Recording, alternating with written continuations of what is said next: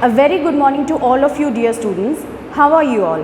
I hope you are safe and sound at your home. Myself Darpan Singh, your SST teacher, and from now onwards we are going to take your class from your class itself in your school, Spring Daisy Convent. But before starting, I would like to give you one important information.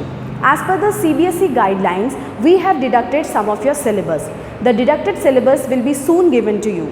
From now, we are going to take only those chapters that will be helpful to you in your further classes. Okay? Now, let us start. Today we are going to take chapter number 3, Motions of the Earth. Motion, movements. इससे पहले वाले chapters में भी आपने अर्थ की movement के बारे में पढ़ा था. Earth is round in shape, आपको मालूम है, and it rotates on its axis and revolves around the sun, right. तो rotation of the earth, continuous spinning of earth on its axis, अपनी ही जगह पर खड़े होके कंटिन्यूस मूव करना. अर्थ जो है वो अपनी ही जगह पर स्टैटिक रह के एक्सिस पे धीरे धीरे अपना मूव करता है. That is known as rotation. It rotates west to east. हमेशा हम ये कहते हैं कि sun rises in the east, but that's क्योंकि हमें ऐसा लगता है, बट उसकी मूवमेंट हो रही है वेस्ट टू ईस्ट, लेकिन हमें ऐसा महसूस होता है कि वो ईस्ट से राइज हो रहा है. ठीक है. सन स्टैटिक है, वो मूव नहीं करता है. It stays there itself, constantly वो वहीं रहता है. जितने भी प्लैनेट्स हैं including our earth, celestial bodies, वो सभी सन को रेवोल्यूट करते हैं. ऑलराइट. आप कभी बाहर जाते हैं ट्रेन में, तो ट्रेन में जब आप बैठे होते हैं, आपको बाहर जब आप देखेंगे पेड़ पौधे, जानवर, दुकानें, सड़क, सब आपको ऐसा लगता है चल रहे हैं. But are they moving? No. Who is moving? The train is moving. और ट्रेन मूव करने की वजह से आपको ऐसा लग रहा है कि वो चल रहे हैं, बट एक्चुअली में कौन मूव कर रहा है? आप, जो कि ट्रेन में बैठे हुए हैं. उसी तरीके से अर्थ स्टैटिक है, लेकिन हम पृथ्वी पर हैं, हमारी पृथ्वी घूम रही है, बट हमें नहीं महसूस हो रहा, और हमें ऐसा लगता है कि सन घूम रहा है. ठीक है. इसी वजह से हम कहते हैं कि सन जो है, सूरज उग रहा है, सूरज डूब रहा है, पर ना तो कभी सूरज उगता है ना ही कभी डूबता है. ये हमारी पृथ्वी है जो चक्कर खाती है, जिसकी वजह से ऐसा हमें लगता है कि सूरज उग भी रहा है और सूरज डूब भी रहा है. Then it takes 24 hours to complete one rotation. एक दिन में कितने घंटे होते हैं? 24 घंटे. आप अपने मैथ्स में इसको रीड करते हैं. ऐसा इसलिए क्योंकि पूरे 24 घंटे लगते हैं पृथ्वी को अपनी ही धुरी पर घूमने के लिए. ओके. देन सेकंड है inclination of the earth's axis. Axis क्या है? Imaginary line that joints north pole and south pole.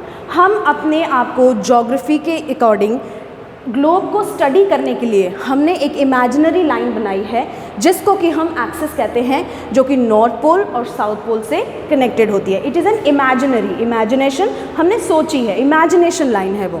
Okay. And it is tilted from the vertical line which passes through the centre of the earth. पृथ्वी के centre से, बीच से पास होते हुए vertical line है ये. Okay. Imaginary and vertical line that passes through the centre of the earth and it connects north pole and south pole. Okay. Then and it is at an angle of 23.5 degree right or 66.5 left from the plane of its orbit. ध्यान रखिएगा, vertical line from the earth plane से ये right side में 23.5 degree आती है, और plane of earth orbit जो कि यहाँ पर है, इधर जगह होने की वजह से I have written it here, और यहाँ से लेफ्ट में 66.5 डिग्री आती है. ठीक है. This is the division of the axis line. Okay. Then yes, from the plane of its orbit called inclination of the earth's axis. इसे ही हम inclination of the earth axis कहते हैं. yes, मोशंस ऑफ द अर्थ की बात करें. Now at the background में आप एक डायग्राम देख सकते हैं which is different positions of the earth and it's angle of inclination. इससे पहले वाले डायग्राम में आपने रीड किया था हमारा अर्थ जो है वो इंक्लाइंड है. दिस इज है इमेजिनरी लाइन जो है एक्सिस जिसे हमने पढ़ा, उसके अकॉर्डिंग हमने उसे किया है. देन इस फिगर में अगर आप ध्यान से देखें तो इंक्लिनेशन जो है, angle of inclination never change. Angle of inclination किसी भी पोजीशन में चेंज नहीं हो रहा है. हमने 4 फिगर्स लिए हैं, चारों अलग अलग डेट्स के हैं, 21 मार्च, 21 जून, 23 सितंबर एंड 23 दिसंबर। किसी भी पोजीशन में इंक्लिनेशन अर्थ का चेंज नहीं हुआ है, बस इट डिपेंड्स कि जब अर्थ रोटेट करता है अपनी एक्सिस पे और रेवोल्यूट करते हुए जब अपने आप को सन के अराउंड घुमाता है, तो उस डेट पर उसकी पोजीशन क्या होती है और उस वक्त सन की रेज उस पर किस तरह से पहुंच रही होती हैं। फॉर एग्जांपल आप यहाँ देखिए 21 जून इंक्लिनेशन है, जो समुद्री इलाका है वो दूसरी तरफ और जो इलाका जहाँ हम रह पाते हैं द कॉन्टिनेंट्स एंड एवरीथिंग वो सब इस तरफ, सन की रेज उस पर पड़ रही हैं सीधी। तो 21 जून कैसा होता है, hottest day of the year, आपको मालूम है ना, longest and hottest day of the year. इसकी वजह से जो है यहाँ इतनी इस वक्त भी गर्मी रहती है।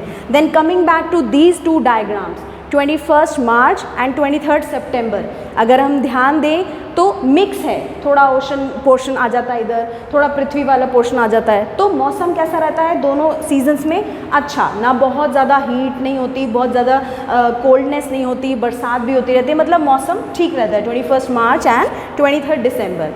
देन अगर हम 23 सितंबर एंड अगर हम 23 दिसंबर की बात करें तो ये बिल्कुल ऑपोजिट हो जाती है, इंक्लिनेशन वही है लेकिन रोटेशन के टाइम पे पृथ्वी का इलाका जहाँ हम रहते हैं वो पीछे आ जाता है, सन से थोड़ा दूर हो जाता है, जिसकी वजह से ये इस वक्त क्या होती है, बहुत ज़्यादा सर्दी होती है। ये आगे वाले वीडियो में हम इक्विनॉक्स के ऊपर भी हम इसको रीड करेंगे, ठीक है। फिलहाल हमारी ये 4 पोजीशन हैं जो कि ये दिखाती हैं कि अर्थ का इंक्लिनेशन कभी भी उसकी मूवमेंट के बाद भी चेंज नहीं होता, it never changes, it never follows the changing position of the अर्थ। जो इंक्लिनेशन है अर्थ की मूवमेंट के हिसाब से चेंज नहीं होता, it remains the same. Okay children, then take out your book and go through both these diagrams thoroughly.